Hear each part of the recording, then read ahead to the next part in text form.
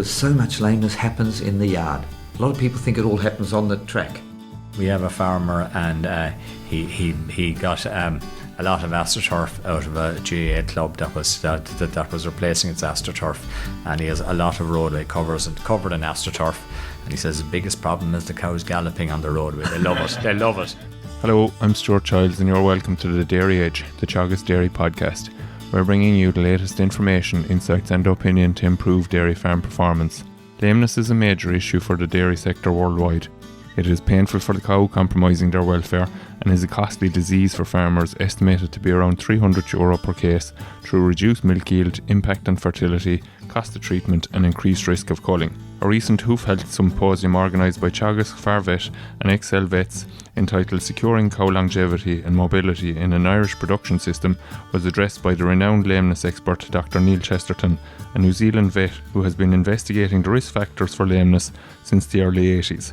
And Neil joins me this week along with well-known Irish lameness specialist Ger Cusack of Comeragh Veterinary in Waterford. I started by asking Ger to give us an idea of the different levels of lameness that occur on farms.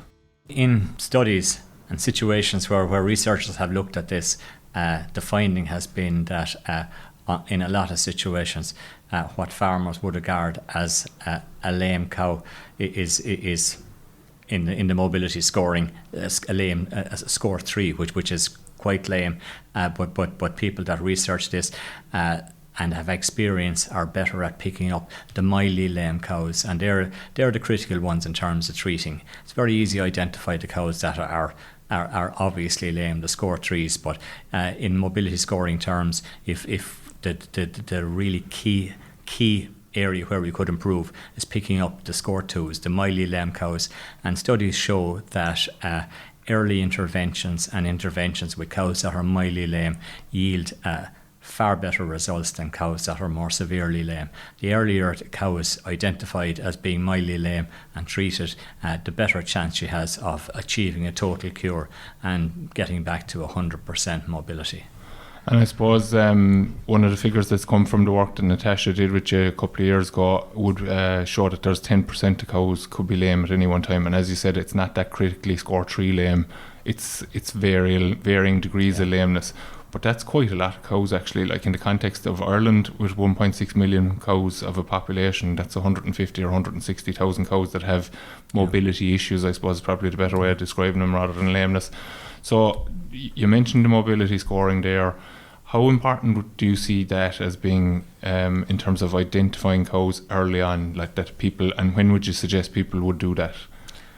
Well, I suppose in an ideal world, it's something that should be done routinely on a farm. It should be done maybe once a week or once a fortnight, where the cows are checked as they exit the parlour. There's somebody there that notes down any cow that has mobility issues.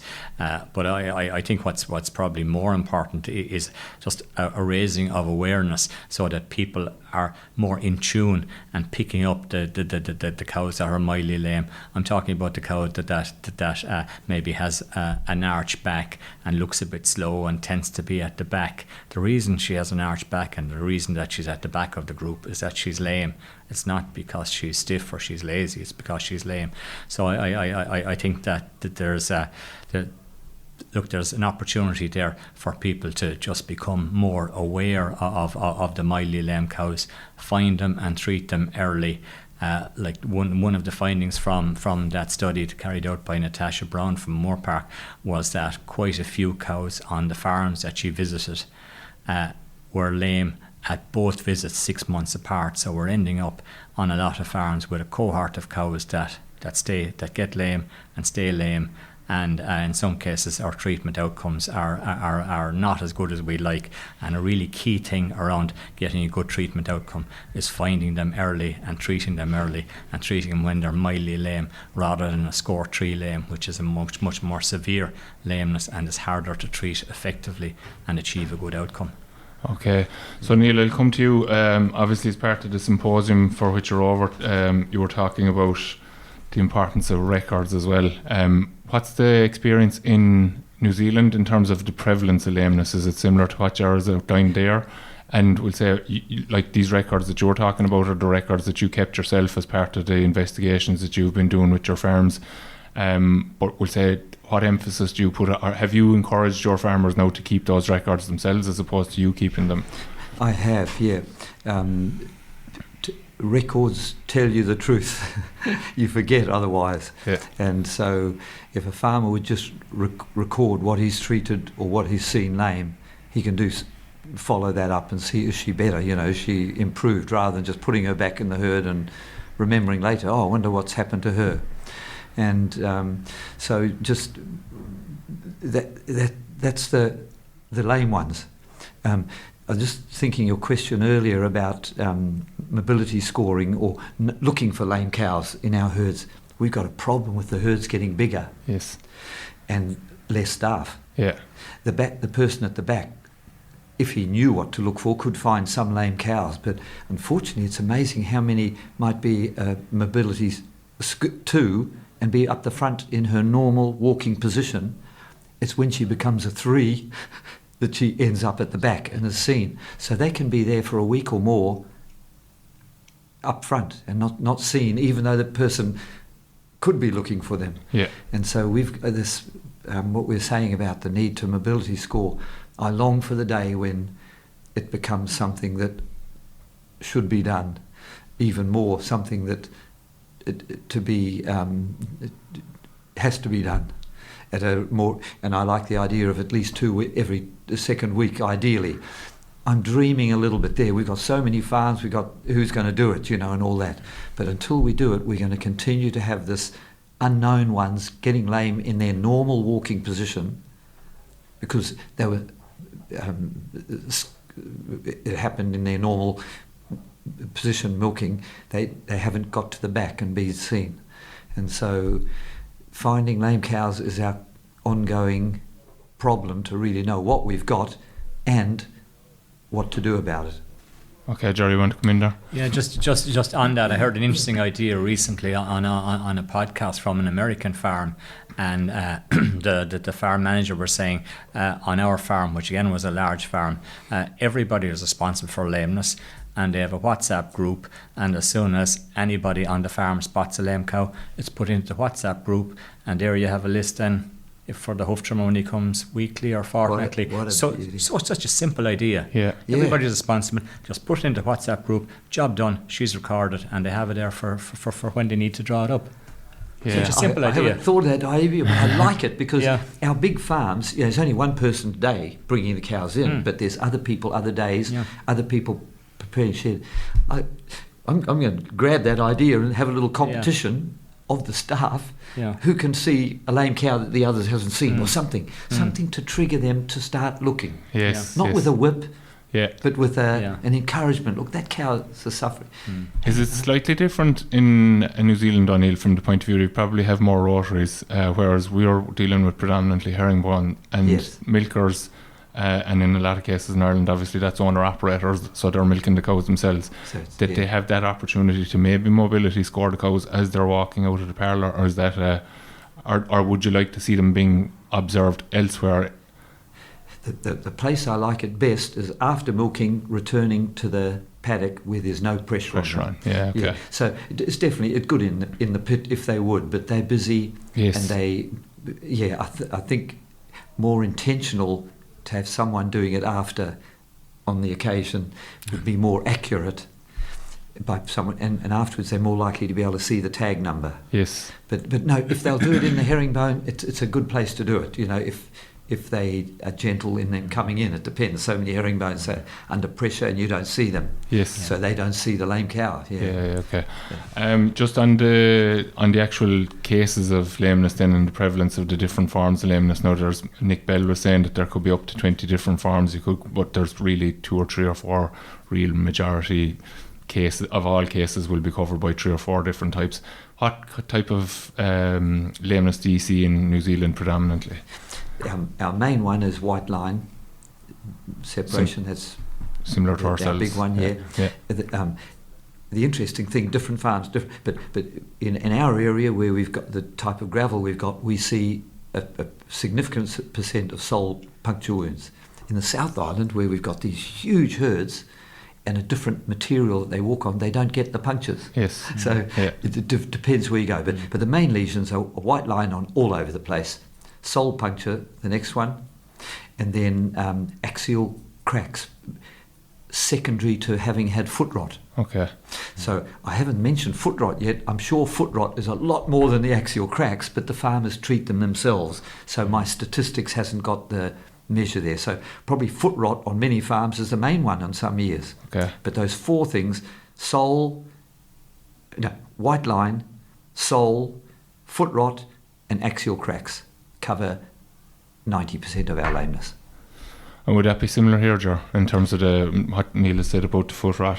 Foot rot, we might call it foul in the foot. Okay. Foul in the foot, Yep. yes. It's an infection in between the claws and the soft tissue. Yeah. And that's generally due to maybe a twig or a stone or something scratching it. It's generally something has broken the skin. Yeah. A common one is a stone gets caught just between the claws at the heel, and the stone is sitting there for a few days, and after a few days it perforates the skin, and then because the infection is in the environment, the infection gets in and your cow gets a lot lamer and becomes swollen. Like, that would be one of the advantages of a farmer having a facility himself to lift a cow's foot easily and safely and just check to see if something going on there.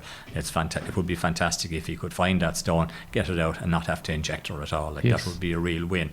In terms of what we see here, white line is very prevalent, and if we just cluster the conditions that we see into two clusters, we have the mechanical ones that are as a result of external injury to the foot, and white line is the most common one of those. But we also see quite a few cows with bruising of the sole and thin soles and excess wear. So they're the mechanical ones, and then we have the infections, and the infections would be largely Martellaro, and we see quite a few of foul in the foot or foot rot, as Neil described, and in the Holstein type cow and in the Holstein herds that are housed more than, we'll say, your typical grazing herd, we probably see a higher incidence of sole ulcers than we would in, we'll say, your Jersey cross cow or your relatively your modest producing Frisian cow that's out of doors for 8 months of the year. So, but white line in the grazing herd, white line is definitely the number one. Sole bruising also occurs. We get some of these axial cracks, probably not that common. Not as common maybe as you say, but they're things that we get constantly seen because they're problematic. They're not easily fixed, and they tend to recur. Yeah, I think the number that I've got in my statistics of my stuff, of the axial cracks, is more than farmers would have if they had treated the cow. They don't find it. Yeah. It's dirty in between the foot and they don't see it. Yeah. So often they just grow out in time, But so it is probably a little bit higher than what a farmer would find. Yeah, but Okay, so Neil, in the presentation that you gave today, you mentioned the risk factors, we'll say, rather than the causes. You're very, very key or very clear on that. It's not causes of lameness. There's factors. There are many things coming together to create this problem on farms. So what are the main factors that you see cause the different types of lameness? Like we've mentioned the types that are there, but what are the causes of those forms of lameness on the farms that you've been engaging with? So the risk factors, you mean? Yeah. Yeah. The risk factors. The number one is the distance the cows walk. Yeah, the number one is that's a multiplier of everything that might be wrong on the track or wrong with the person herding them. You've got more chance of the impatience on a long track. Track, yeah. The distance they walk is such a key. And so I found out in mine that they should be only 1.3 kilometres to the back of the farm. But that's a bit of a joke in a way, because some of ours are more than double that. Yeah. Yeah, so that's a multiplier. So the length of the track. The second thing is the surface of the track that they walk on. And that surface, what do I mean by that? There's multiple things. First of all is because of our rain, like you have here in Ireland, we have the rain too. And we need that surface to get rid of the rain to the edges of the track. And so the length of the track, the shape of the surface, and then what the surface is made of. And so that just varies so much between different soil types and all over the place, and the care that a farmer puts in, because the more rough stones there are on there, the more they wear their foot on that, even a shorter track. So those are the three things. The other thing about tracks is the drainage, getting the water off it. So, they've built it. So the tracks is one thing. And then as you move close to the cowshed, a key place is the entrance into the yard. The actual, off from the track coming into the yard is a common place where the pressure comes on the cows, where the dominant ones, if the person's impatient. Yes. And so when I'm saying about person's impatient, the person can do that on the track anywhere too. So it's an addition of the design of the track and the person behind, because a bad track and letting the cows come voluntarily, they don't care about what they walk on in a way. They'll find the safe place and all follow each other. Yeah. And so it's the track design and the pressure from the people on the track. And then many people miss out on what's happening in the milking parlour. So the entrance is a key area of dominance behaviour between the cows fighting to get in. And the cows come in, as my work showed, they come in one order. I call it the walking order, and then they're changed to a milking order. So what the farmer does management-wise once they've come in the yard is best to just let them stand there for, I found, 20 minutes before any pressure comes on them. Start milking, and 20 minutes later go and start moving gates. You might just shut them into the yard, but no pressure on them in that first 20 minutes. And so... and it's very interesting actually looking at the video that you showed today, and one of our own colleagues, Mark O'Sullivan in the Teagasc office in Clonakilty, had done a time-lapse video there a few years ago as well of the same thing. So he'd set it up at the back of a parlour, and you could see the cows coming in, and then you could see that there was a bunch of cows that were actually very quickly into the yard when they came in, stood there for quite a long period of time before they ever decided to go into the milking parlour to actually be milked. So that walking order and that milking order are very, very different. Yes. And it probably, Ger, you'll have probably picked up on this now, because obviously there's a nice bit of expansion in the Waterford region and so forth post quota. Like the milking the collecting yards maybe haven't increased in size with increase in herd size. They're beginning to know people are they've put the cows in place, they've generated a bit of income, they're doing the work now. But that's probably one of the contributing factors to some of the lameness that we have seen, is that there's just pushing too many cows, Neil. Maybe, as you're saying, they're forcing them into the yard to close the gate on them so that we can go in and milk them and so forth. But also just the sheer scale of the numbers maybe coming into particular yards, and just kind of general shoving and pushing that goes on. Is that a fair comment? Yeah, that is a fair comment, Stuart. Like what we're trying to avoid is cows pushing and shoving in the yard, because if they're pushing and shoving, they're putting pressure on their feet. Their feet are maybe sliding across the concrete. Maybe you'd often see heifers standing up on their toes and pushing from their toes, and all this increases the risk of creating crevices or grooves in the white line. And like Neil alluded to there, he has lots of white line in New Zealand, and we have lots of white line here in grazing herds. And if you get even small amounts of damage to the white line and little groove forming, well, that's an opportunity for little stones that are on the roadway to get embedded in the white line, and particularly towards the heel. And over time, then that keeps pushing up. And when it gets through the hoof, I think it's important to remember that the hoof on young stock in particular might only be 5 or 6 or 7 millimeters thick, and if you have a thin hoof, you're going to have a thin white line.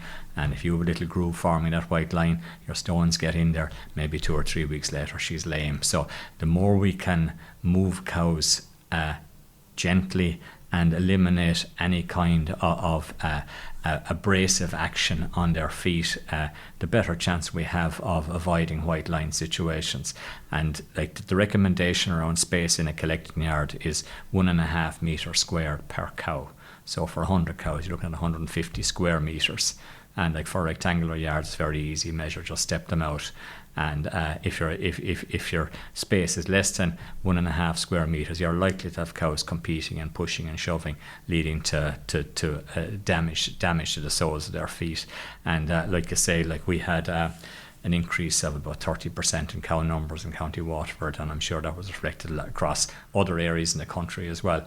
And in most instances, the collecting yard is the same as what it was 10 years ago. So the only practical advice we can give there is, okay, number one, extend the collecting yard if you can. But on a lot of farms, you might have a calf house in the way, or you might have a machinery shed in the way, or there's maybe a passageway linking onto a shed, and you're going to cause a major disruption by knocking out the collecting yard wall. So the only practical advice that we can give is, look, get a few rows of cows milked. That's what I was going to say. Yeah. Start milking. Before you close the gate, or if you have a space at the back of the collecting yard, maybe set up some electric fence tape around so that your cows are held but they're not compressed. You want to avoid a situation where your cows are compressed, because they'll just get panicky and push and shove each other, and you'll have, like as Neil pointed out, your milk, because your milking order is different from your walking order. You'll have a lot of cows that will end up at the front of the collecting yard but have no intention of going into the parlour. No. They'll just stand there, and unless you have space for the others to come up and pass through them, you have a problem. Yes, I'll say a challenge to my farmers: measure the area in your yard today. Because some say, if it's a round yard, for example, they say, oh, we don't need to bring the gate. Well, they have it half already moved. But if they measure that area, and we say for our jerseys, our 400, 380, 400 kilo cows, we give them 1.2, 1.3, no, 1.3. So, but if there's any doubt, first measure it so they know. And then if there's any doubt, like Gerard said, start milking before you close the gate. Yeah. Don't close that back gate yet.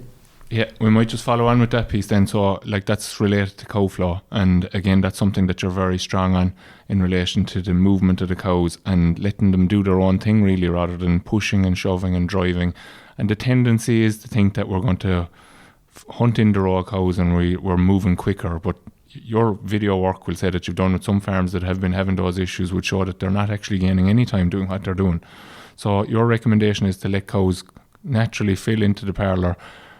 Are there situations that you've come across where that won't happen? If in maybe the way the design of the milking shed, as you describe it in New Zealand, maybe is poor, that the cows won't naturally flow in? And are there remedies that people can put in place to resolve that kind of situation then? With patience, it'll be okay in every cow shed. The thing is, like if we talk about herringbone cow sheds, I say if the first row isn't full, don't worry, just milk. So one thing we're doing, because we're never sure if that not coming in is because of people things, particularly with turnover of staff, you might have new people that they don't know or whatever. And I got lots of stories of, with one person, they wouldn't come over if he was up near the front. But basically what I'm encouraging my farmers to do now with herringbones is to both start milking. The cows haven't all come in yet, but you start at the front. The first person does 5, hopscotch. The second person does the next 5, and then they hopscotch. And once the cows are going in, they teat spray the ones opposite as well. So they're working away from the cows, and don't worry if it's not full. If it's only, even if you do half a row right at the beginning, once the others hear the cows going out and see them going out, then the flow goes.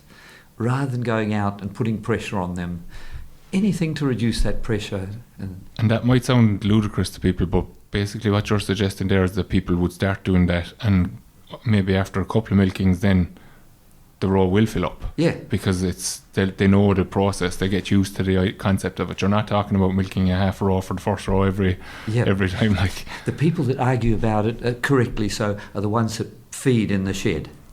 And so there's but they want to have full cow rows. Yeah. But the ones that have feed don't usually have that problem because the cows go for the feed. So it's usually the ones that it doesn't matter. Yeah. So I say, look, you don't have feed, just start with the ones that are there and get the movement going. And the natural flow, basically. So I suppose light inside in the parlour is obviously important then as well to encourage that flow through the parlour too, is it? It does, yeah. It's also a joke. So many stories of one example was a lady who I knew was amazing with cows, and she rang me one day and they had lame cows and poor cow flow because she'd got a new job as the manager. And I went there and I knew something was wrong. There was loud music. Like she always loved like country and western stuff, there was heavy rock in there. And I went in because she had no problems. And then she rang because her husband, she couldn't find someone to work with her. And her husband, who was a truck driver, said, look, I'll do it. I hate the job, but I'll help you. But it was his music. She was unhappy. The cows were unhappy. It affects them. It's amazing. People say this music's better for cows. I've got farms that only use heavy rock. And the cows like it. They know that they're safe. They know that whatever. So it's changes. And music can be one of the ones. And so I always say the music, whatever, it should be quiet enough so you can hear if there's cup slip or there's something going on. So trying to get it around. But with that guy, I just said, look, just for 1 week or 2 weeks, can we, because of the music, the cows didn't even want to come in.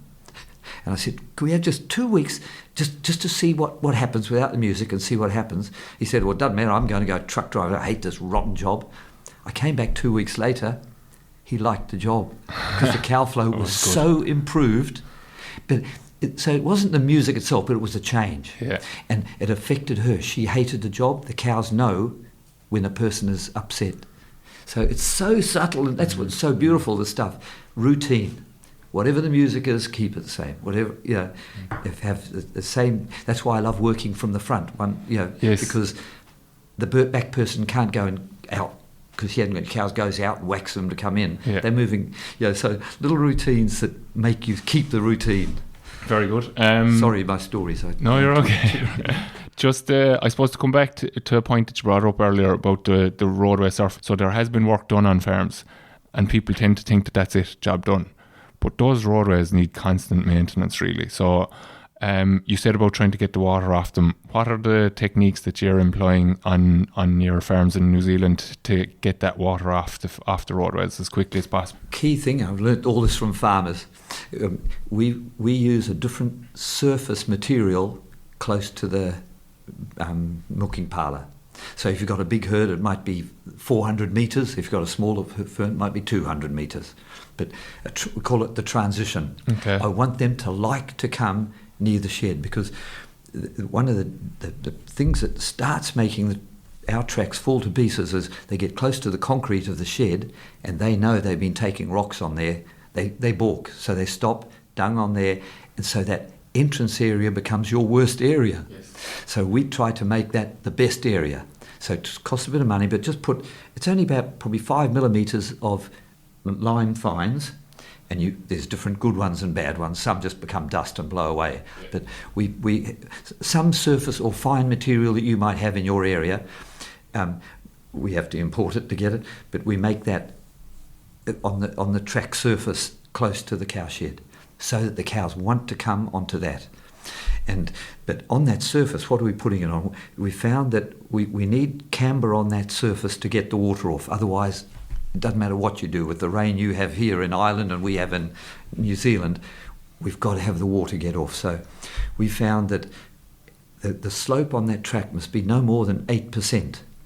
8% in 1 metre, 8 centimetres.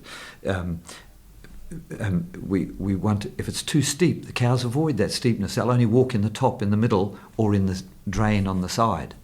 And we want them to use. So we aim at the beginning for 3 or 4% maximum, knowing that with time the slope will get worse. So that's the first thing, the shape of it, compacting the top material.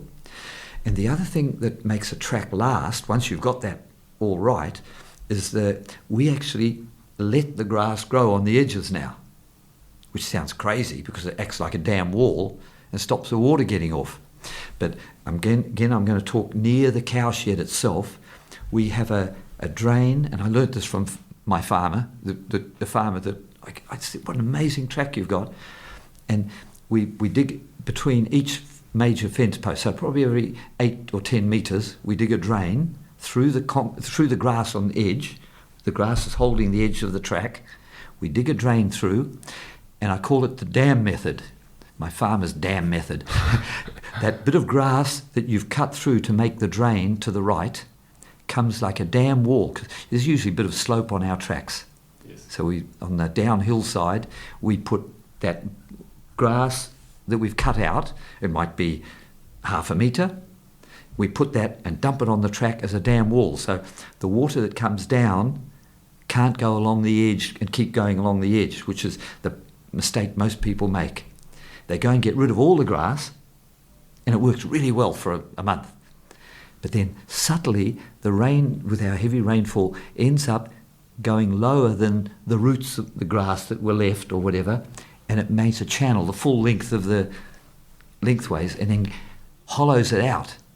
Then it becomes a low spot where the cows walk and the water won't go out the edge. So we cut that drain and use a dam wall there to block it. And it lasts for probably nearly a month of blocked like that, and then we just quietly open up that drain again. So we keep that drain open, that key place, so the cows will come from the back of the farm, they'll want to get to this good 10, 20, 50 metres, depending on how big herds, we might make it 100 metres. Yeah. So just to clarify, so what you're removing from the side of the track, you're then turning back across perpendicular on the track to make sure the water does go off. Yeah. Okay. And so some people say, well, cows will walk on it. They do. Doesn't matter. Yeah, it's doing it. It still acts like a dam. If you don't have it, it only needs to be 2 millimetres below the level, and the water will bypass the side drain. Yeah. So it's worked. So, and our farmer taught me this. I think he used to be a drain digger himself, you know. Okay. And he knew about drains. And then that idea, that transition material as well, is like, Yes. Ger, I think you mentioned it earlier today, we'll say, so the cow is, if she's stepping onto the concrete and she brings a stone with her and she puts her foot down onto the concrete, obviously that's a puncture or a sole bruise will come as a result of that. Potentially a lameness, yeah. So your theory then is that if they bring the stone from the existing roadway, that they step onto that softer surface, the stone should be maybe deposited in. Pushes in there, yep, no problem at all. And that's effectively softening the transition to the collection yard. It's a key. It's a key. We've seen a few farms using astroturf maybe on that run to in the parlour. Part. Yeah, perfect. Beautiful. Same concept. Beautiful. Yeah. Okay. Yeah. Have you much experience with that, Ger, in terms of seeing it? You have a limited experience. I suppose the few things that I have learned is that it has to go down on a good base. Yeah. If you have an uneven surface, it's not going to work. Number one. Number two, you have to have good water egress, good water escape. If you just have any water lodging, it'll just get mucky and slippy, and it won't work terribly well. Okay. And if it's on steep slopes, it has the potential to be slippy. Yeah. And so therefore, with that, not the camber too sideways, it must have a camber so that the water gets off, but not too steep. Yes. Because they get slippery. Can become slippery. Okay. We have a farmer, and he got a lot of astroturf out of a GAA club that was replacing its astroturf, and he has a lot of roadway covers and covered in astroturf. And he says the biggest problem is the cows galloping on the roadway. They love it. They love it. They're telling you they like it. Yeah. Yeah. So like cows like it, and that's a clear vindication. Absolutely. Very good. So I suppose the final thing I want to ask you, Neil, is in relation to mortellaro, so our digital dermatitis, as it's more commonly known, maybe. Not a major issue in New Zealand, actually, which was a surprise to me. I would have thought it was common enough across every country, but and it isn't a huge issue here either, Ger, really. Like it's an issue, but it's not as big an issue maybe as it would be in the likes of the UK or the US or whatever. Like that may be so, Stuart, but I think it's a big issue in parts of the country, and there's a big variation in prevalence depending on what area of the country you're talking about. But on the farms that have it, it is a significant problem, and it's not a significant problem all the time, but it has the potential to create major flare-ups if it's not dealt with, and the way we have to deal with it, and the way farmers have to deal with it. Well, I suppose two things: keep the place as clean as possible, keep the cow's feet as clean as possible, number one, and number two, have a foot bathing program. And I think once you have mortellaro confirmed in your herd, you're likely to have quite a few mortellaro carriers within the herd, even if you control it. So like once you have it in the herd, it becomes a herd problem, and you have it for the long haul. It's very it's impossible to eliminate it from the herd. So like what you're aiming for then is control, and the key control measures, as I said, is keeping the environment and the cow's feet as clean as possible, number one, and number two, starting a foot bathing program and doing it consistently and sticking with the program and setting up a system, whether it's a concrete foot bath or an automatic foot bath, but setting up a system that is cow friendly, that the cows don't object to, that you can decide that you're going to foot bath, and it's no major challenge. You have a setup so that you have good cow flow through your foot bath, and by doing that and by making it easy and efficient and doing it consistently and doing it at least on a weekly basis, and in situations where cows are indoors or where there's a flare-up of infection, it might be necessary to do it a lot more often than once a week. But I think once you have it confirmed in the herd, I think you would need to be foot bathing at a minimum of once a week. Okay. Yeah. And I'm totally with Jared there, because if the cows are not afraid of the foot bath, that's why I like a concrete foot bath that's always there. If they're confident, they don't dung in it very much. Yeah. Because if you divert them to go through a foot bath, even if it's a concrete good one, on that day they know there's going to be burning from because it can sting some of them. Yeah. So they mustn't go that way. By the time the last cow goes through, it's not effective. So always on the exit, made of concrete, and that they used to empty, because when you're not using it, it can just be empty. Yes. Yeah. So I suppose just to sum it up, so between the two of you, I think you can maybe confer here if you want to, as to what are the three key things that farmers need to be doing in order to reduce lameness on their farm, so as a whole. Okay, but I'll do the first one, because the very first one that you can do before you spend any money or anything is let the cows flow voluntarily. Ease back on the pressure of your management of the cows. Number one. Very good. And then you can look at the next one. I might expand on that rather than going on to the next one. I think the two simple measures would be, where possible and where there isn't a public road involved, that as soon as the cows are milked, that the gate is open, the cow can exit the parlour and walk straight to the paddock at her own pace, and the cows are not held after milking. There is no gain for holding cows after milking, have them standing on concrete and then leaving in a mob. Leave them wander out at their own pace, number one. And number two, you like this, Neil, I think the bat latch is a really wonderful piece of kit, and any farmer that I know of that has started using a bat latch tells me it's the best thing since sliced bread. And it's just to explain that a little bit, it's an automatic gap opener that you put on the exit gap from the paddock, and you can control it remotely through your phone, or it can be set to open at a certain time. You have a spring going across the gap. You have a little mechanism that just opens, allows the spring to spring back. When the cows are used to it, the spring opens. Few cows hear it, they start wandering out, and the vast majority of your herd will just follow on. And if you come out then as a farmer, you're only bringing in a few stragglers, and it means that cows are walking at their own pace, under no pressure, ambling away in to be milked.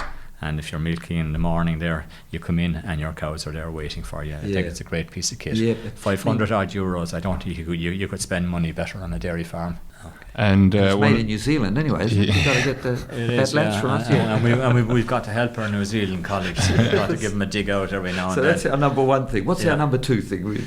And so now we're talking about voluntarily when they come in the shed as well. Yes. To just milk what comes in, and then allow them to change from their arriving order in the yard to a milking order, and then keep the flow going. So, because so much lameness happens in the yard.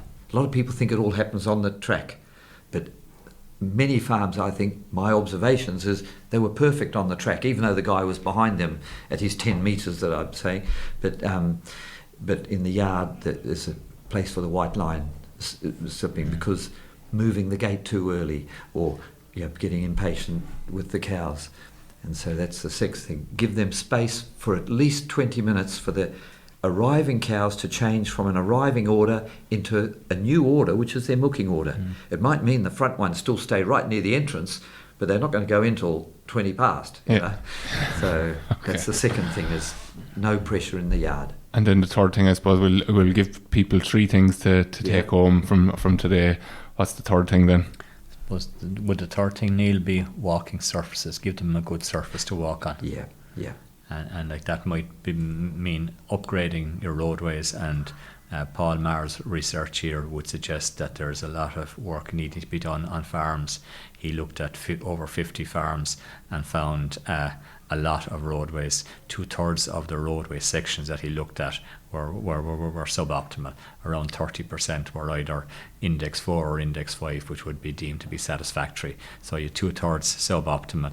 They were either too narrow or had too poor a surface. So I think if we focus on giving cows a good surface to walk on, and like that's obviously a good base in the roadway, fine blinding on top, and the roadway maintained, and then when they get into the yard, as Neil was saying there, I think that our collecting yards and parlour exits might be a little bit narrower and tighter than New Zealand setups. I think in any of those potentially slippy places where cows are turning in a narrow space, or where they're competing to get into the parlour, I think the use of rubber is very, very well worth considering.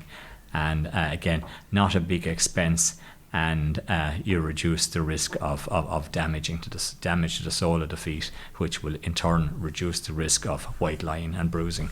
Yeah. I'm allowed to just have one other one for the milkers. Milking from the front of the herringbone. If people will learn to be able to hopscotch method, it's frustrating at first because the second guy wants to wait till his cows are in, but it just helps that whole flow in the end. It just gets better and better. It's a frustration at first, but gets better and better. Very good. Look, I think we better wrap it up with that because we could stay talking for the evening on it. But thanks, Neil, for... We got 50 more things to say, haven't we? We're just getting started. No, that's been great. So thanks for joining us, Neil, and we wish you well on your travels around the country for the next week. I'm sure there'll be plenty of people who will benefit from your insight over the next number of days anyway, and we did today. So thank you. Thank you. That's all for this week's episode of the Dairy Age podcast, and my thanks to Neil and Ger for joining me on this week's show. Don't forget to rate, review and subscribe to the podcast. You can listen on Apple and Google Podcasts as well as Spotify, and for more information go to the Teagasc website at teagasc.ie. I'm Stuart Childs, and join us next time for your Dairy Age.